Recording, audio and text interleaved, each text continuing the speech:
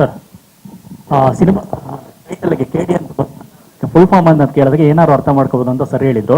ಈಗ KD ಕಿಚ್ಚ ಮತ್ತೆ ಧ್ರುವ ಅಂತ ಕಾಂಬಿನೇಷನ್ ಅನ್ಕೋಬೋದಾ ಸರ್? ಜೊತೆ ಸಿನಿಮಾದಲ್ಲೊಂದು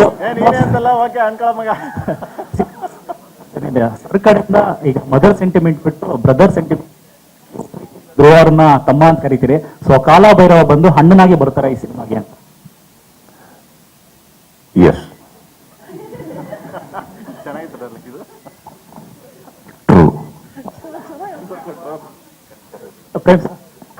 ಇನ್ನು ಸರ್ ಧ್ರುವ ಅವ್ರ ಬಗ್ಗೆ ಹೇಳೋದಾದ್ರೆ ತಮ್ಮ ಅಂತ ಪ್ರೀತಿ ಮಾತಾಡ್ತೀರಿ. ಈಗ ನನ್ನ ಪರ್ಸನಲ್ ರಿಲೇಶನ್ಶಿಪ್ ಎಲ್ಲ ಸಿನಿಮಾದ, ಅದು ನಂಗೆ ಗೊತ್ತಾಗಿಲ್ಲ.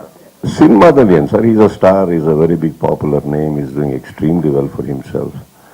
ಆ್ಯಂಡ್ ಅವರು ತೆಗಿತಾರ ಬಡ್ಜೆಟ್ಸ್ ಅಲ್ಲಿ ಸಿನಿಮಾದಲ್ಲಿ ಗೊತ್ತಾಗುತ್ತೆ ಅವರ ಒಂದು ನಿಲುವು, ಚಿತ್ರರಂಗದಲ್ಲಿ ಇರುವಂಥ ನಿಲುವು. So I am very proud of what he is doing. ಎಷ್ಟು 6 ಫಿಲ್ಮ್ಸ್, 6th ಇದು 6ನೇ ಸಿನಿಮಾಗೇನೆ ಇವತ್ತು ಈ ವೆಚ್ಚದ ಒಂದು ಸಿನಿಮಾ ತೆಗಿತಾ ಇದ್ದಾರೆ.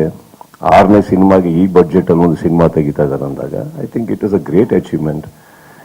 ಇಲ್ಲಿ ಅದನ್ನು ನೋಡಿದಾಗ I think we need heroes like that. We need ಈ ಥರ ಸಿನಿಮಾಗಳು ನಮ್ಮ ಚಿತ್ರರಂಗಕ್ಕೆ ಬೇಕು. ದುಡ್ಡು ಹಾಕುವಂಥ ಇಂಥ ನಿರ್ಮಾಪಕರು ಬೇಕು. ಇದನ್ನ ಸಪೋರ್ಟ್ ಮಾಡಿ ಒಳ್ಳೆ ರಿವ್ಯೂ ಬರೆಯುವಂಥ ನಿಮ್ಮಂಥ ಮಾಧ್ಯಮದವ್ರು ಬೇಕು. ಸೊ ಹೀಗಿರ್ಬೇಕಾದ್ರೆ ಇದೆಲ್ಲ ನಡೀತಾ ಇರುತ್ತೆ ಸರ್. ಸಹೋದರನಾಗೇನಿದೆ, ನಾನು ಅವ್ರನ್ನ ಭಾಳ ಚಿಕ್ಕ ವಯಸ್ಸಿಂದ ನೋಡ್ಕೊಂಬಂದೀನಿ ಅವರಿಬ್ಬರನ್ನ. So my collaboration with them on a personal note is on a different level. So ಅವರು ನಾವು ಮಾತಾಡ್ಕೋತಾ ಇರ್ತೀವಿ. ಯಾವಾಗ